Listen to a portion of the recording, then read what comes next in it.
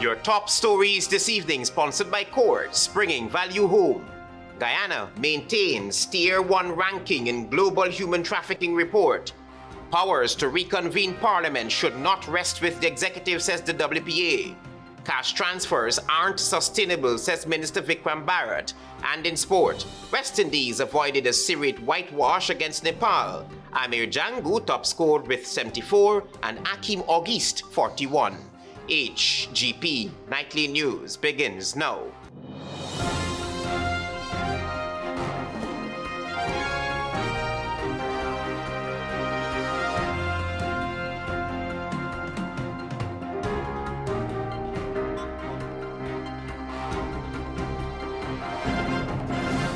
Good evening to our viewers here in Guyana and online. I'm Travis Chase with the Wednesday, October 1 edition of the HGP Nightly News. It's good to be back with you. Here's what you need to know this evening.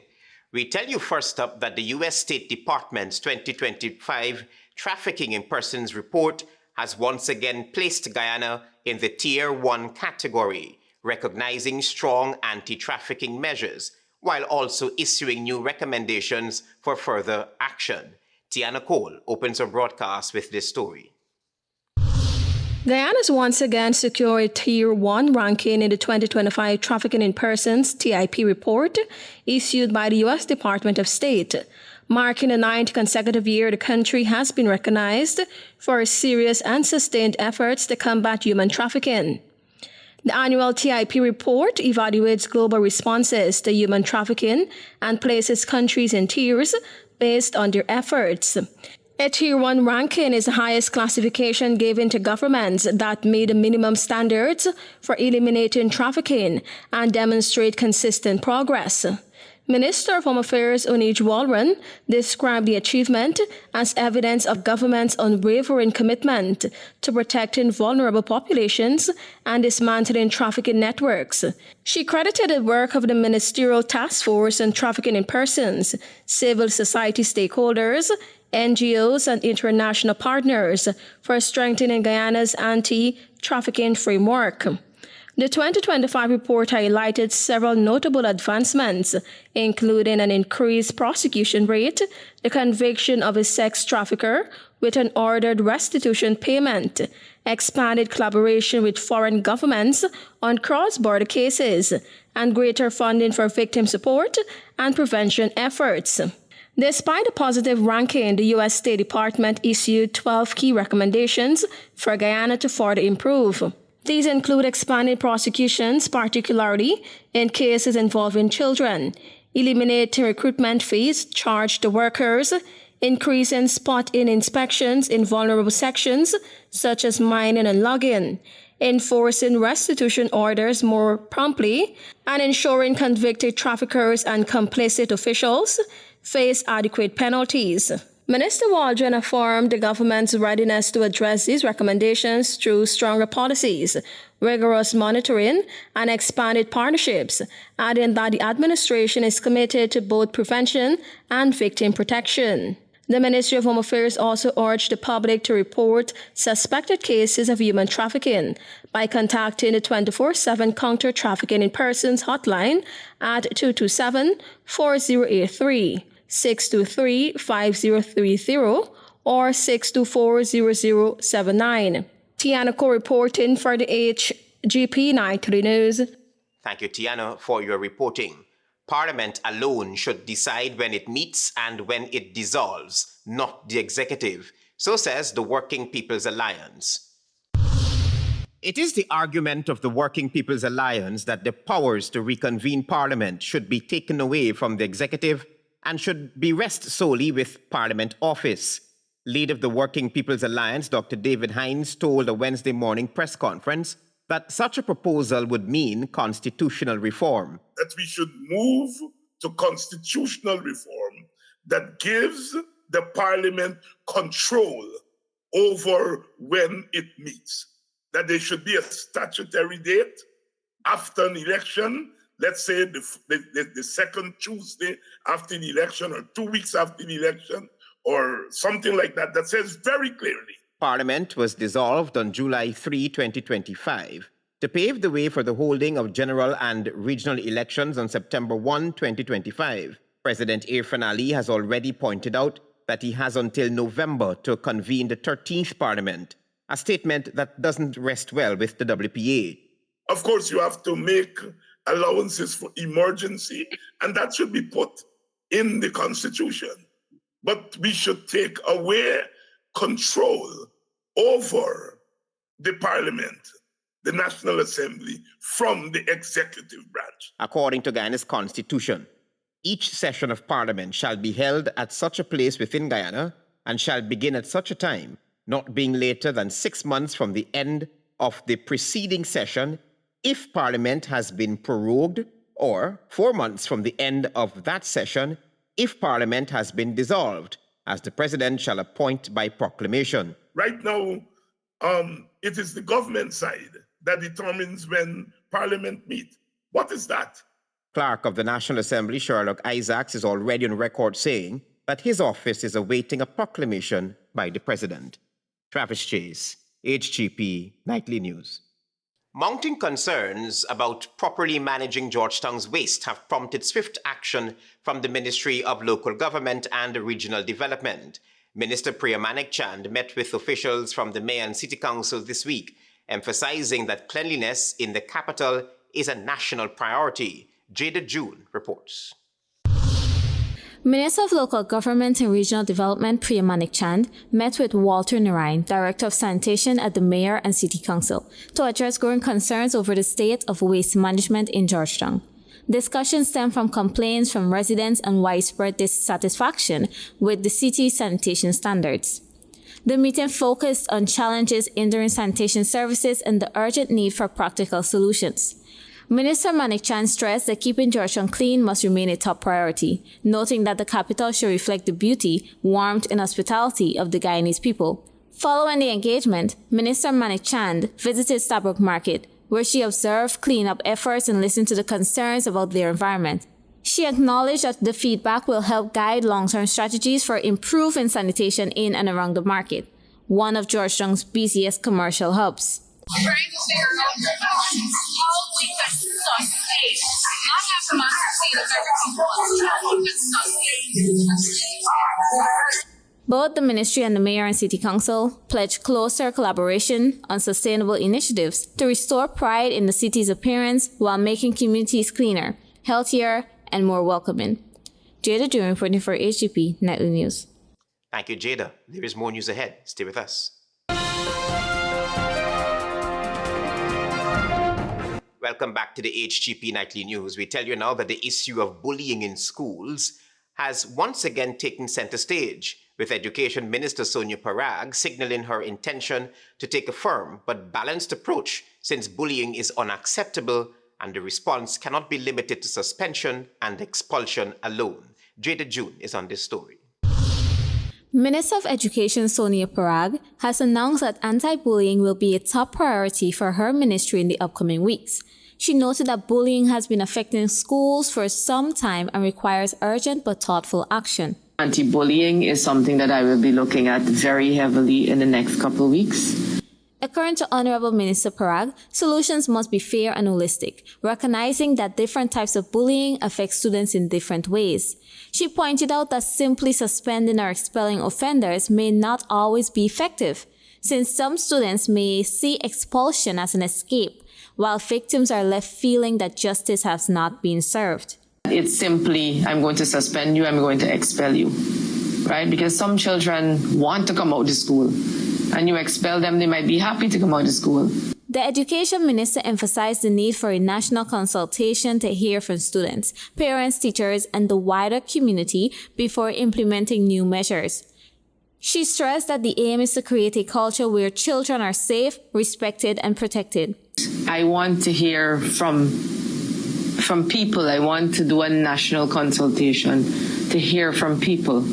And I think that's a great idea for something like this. She underscored that addressing bullying is not just a school issue, but a national one, and promised that her ministry will be actively working on lasting solutions. Jada June reporting for HGP Nightly News. Our developing story, cash transfers to citizens was a major theme of the recently concluded general and regional elections. Now, Minister of Natural Resources VICKRAM says he does not believe cash transfers are sustainable. Marvin Cato explains. Cash transfer. No, it's a failed model. It's a model that does not work in any part of the world. That was Minister VICKRAM on the program Starting Point at the weekend, fleshing out issues related to cash transfers from oil and gas resources. Let's look at the U.S. Right? Many of these people who are being called in for cash transfer, some of them live in the U.S. Some of them have relatives in the U.S. because we're so connected. And I want them to answer us if there is any cash transfer given to them in the U.S. Minister Barrett does not believe cash transfers are sustainable. He is of the view that Guyanese in the diaspora are the ones pushing the issue, while Guyanese at home should be better off trusting in the approach of the government. However, it is important to note that in the state of Alaska, a portion of oil revenues is directly paid as annual dividends to all residents. That model has been a successful model over the years. The U.S. is one of the most powerful countries in the world. The U.S. produces probably the most oil in the world among oil-producing countries.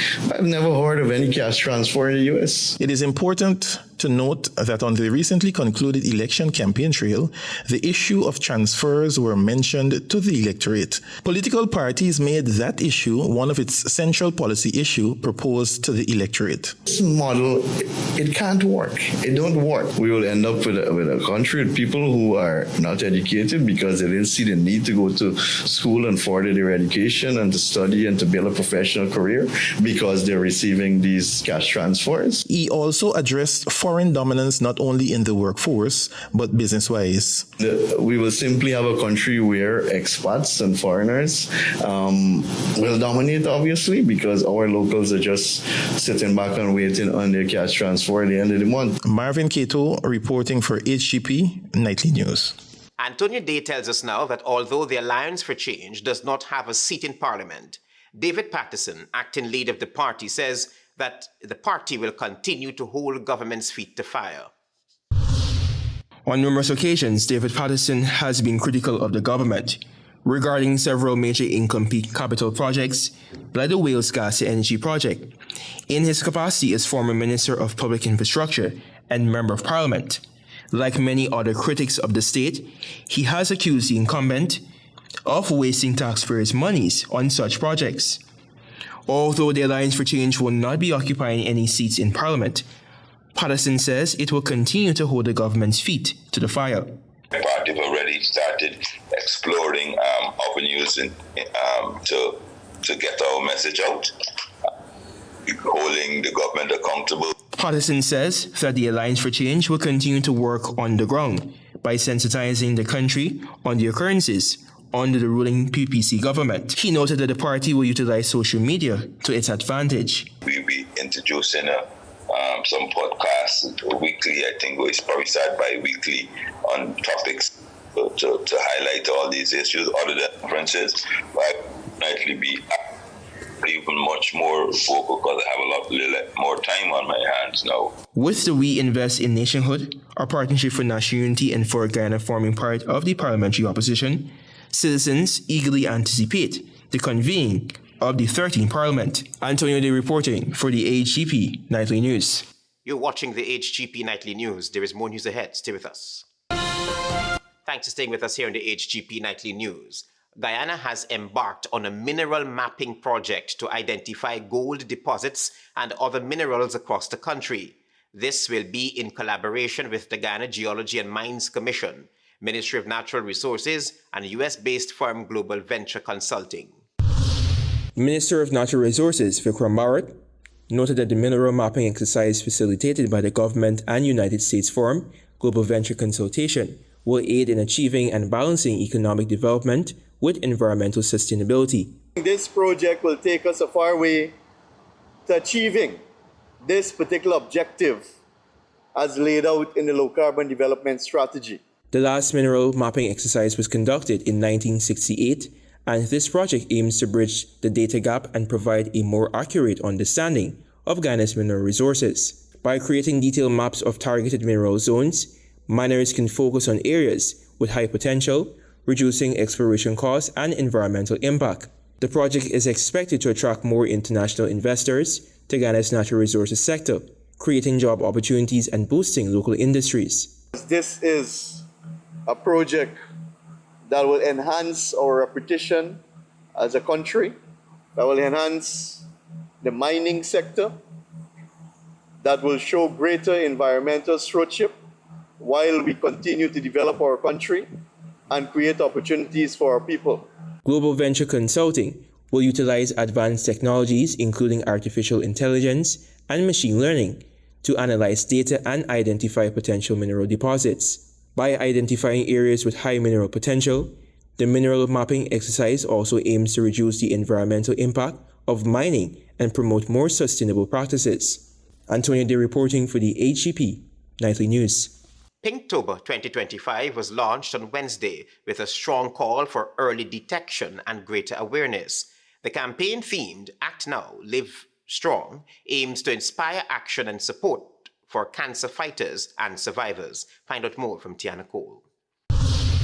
One Communications, in partnership with the Ministry of Health and several non-governmental organizations under the banner of Champions of Hope, on Wednesday launched Pinktober 2025 as awareness and support for cancer fighters and survivors across Guyana continues.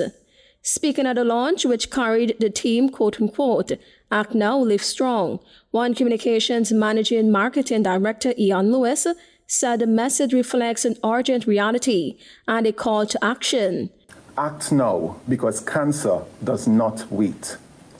Live strong because strength is not only surviving, but also choosing to take care of yourself and fight boldly. Dr. Danielle Joy-Paul, coordinator for chronic diseases at the Ministry of Health, reminded that breast cancer affects not only women, but also a small percentage of men. She underscored the importance of awareness and early testing. We need to emphasize on early detection, as we notice that the uptake is very low right now. Dr. Joy-Paul noted that in 2025, the ministry introduced 4 mammogram machines across regions 2, 6, 9, and 10.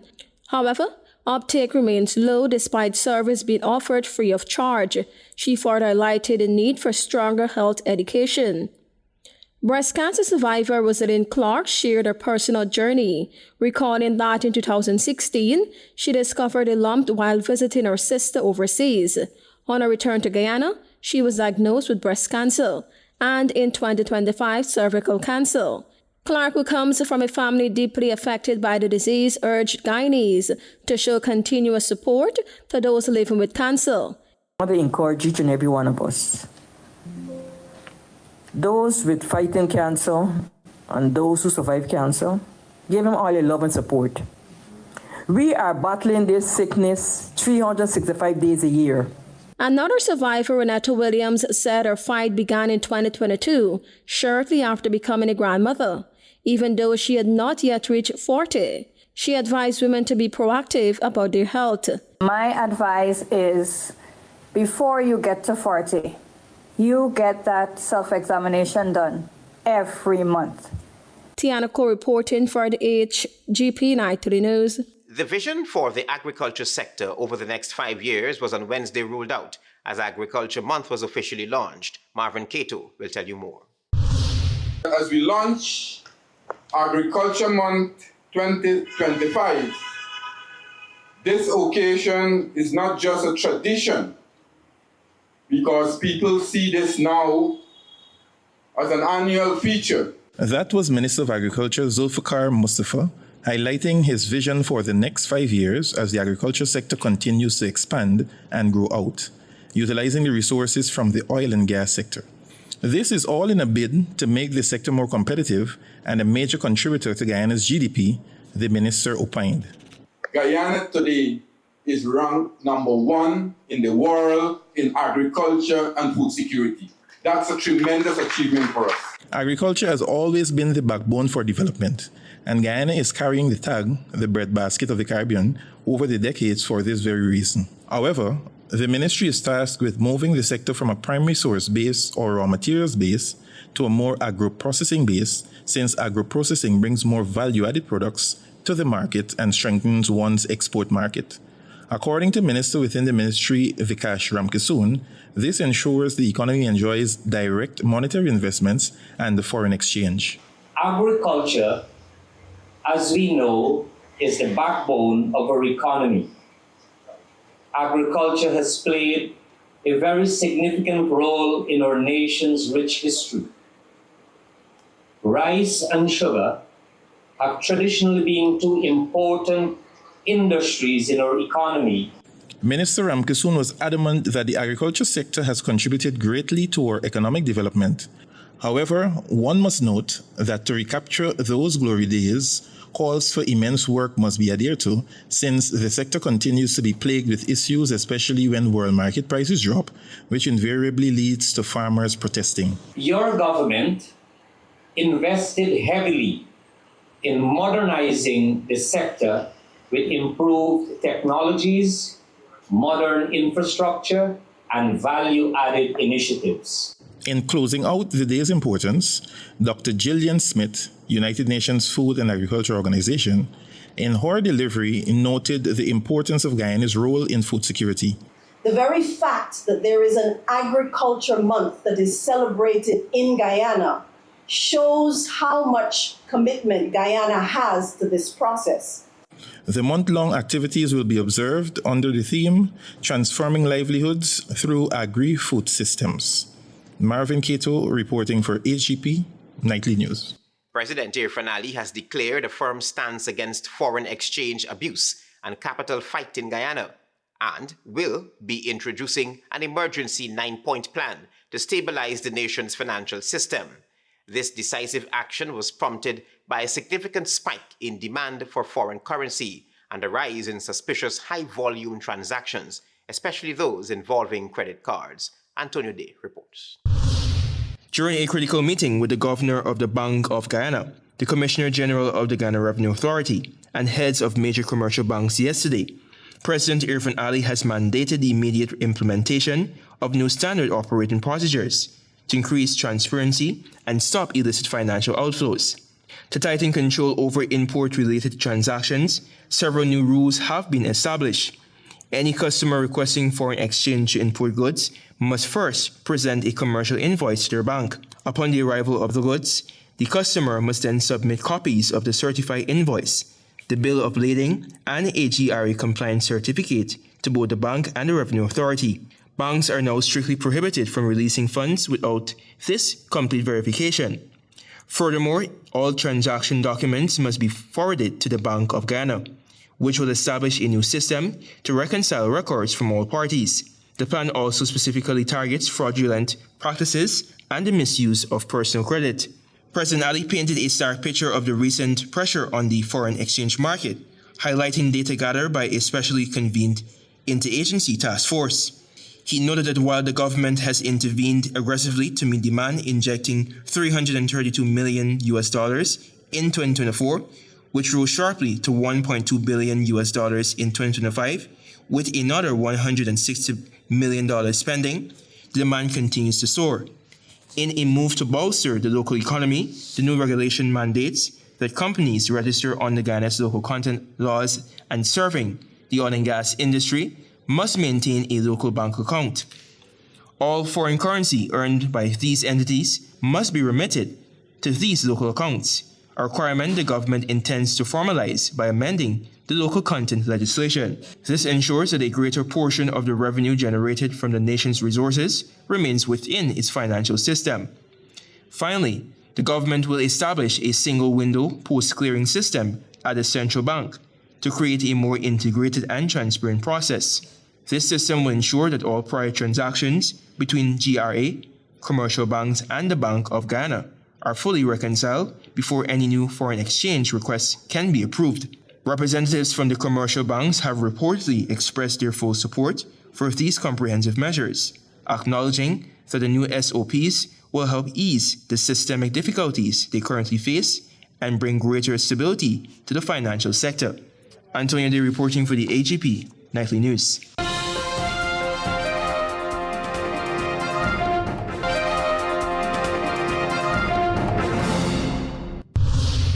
Good evening evening and welcome to Wednesday's edition of the Regional News. Venezuelan President Nicolas Maduro signed a decree granting him additional security powers in case of a military incursion into the country. The nation's Vice President Delcy Rodriguez said the decree would allow Maduro to mobilize armed forces throughout the country and give the military authority over public services and the oil industry. Maduro last week said he would submit the decree for consideration. It was unclear when it was signed. The powers would be valid for 90 days with the option to be renewed for 90 more, according to the nation's constitution. The measure comes as the U.S. has deployed a fleet of warships in the Caribbean, which Washington says is to combat drug trafficking through the region. Maduro's government alleges that the U.S. is plotting to remove him from power. The U.S. military in recent weeks has struck several boats it claims were carrying illicit drugs from Venezuela, killing those on board. Experts have questioned the legality of the move.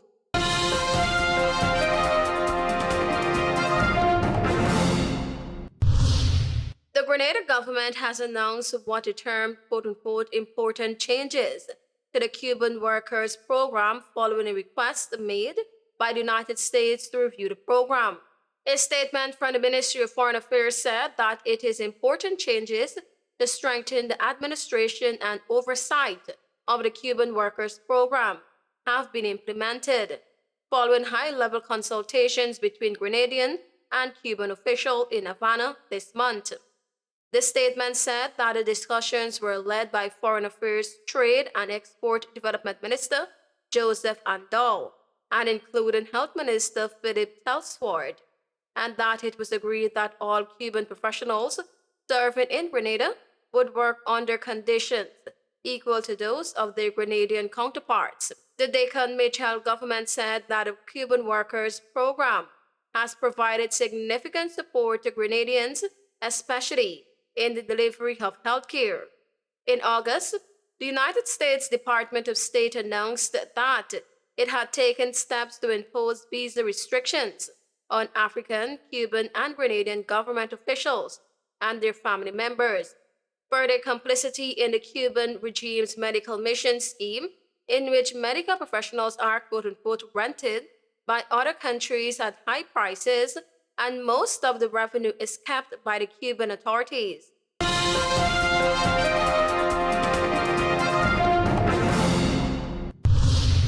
United States Secretary of State Marco Rubio assured Prime Minister Kamala Persad-Bissessar of Washington's continued support for Trinidad and Tobago's Dragon Gas project, confirming that the U.S. will work to ensure the proposal aligns with the Office of Foreign Assets Control, OFAC, license while limiting benefits to the Maduro administration in Venezuela.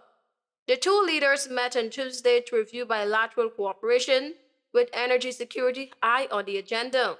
Secretary Rubio acknowledged the significance of the Dragon Gas plant to Trinidad and Tobago's economic prosperity and regional stability, noting that the U.S. support will include steps to safeguard the project's implementation. A statement from the U.S. State Department said Secretary Rubio also commended Trinidad and Tobago's actions to counter transnational criminal organizations and reduce the flow of illicit narcotics and firearms through the region.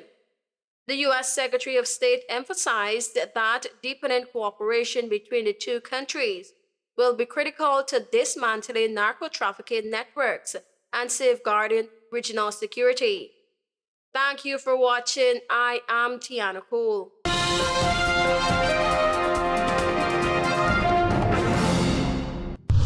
Let's join Delwyn Neblet for HGP's Sports Pulse.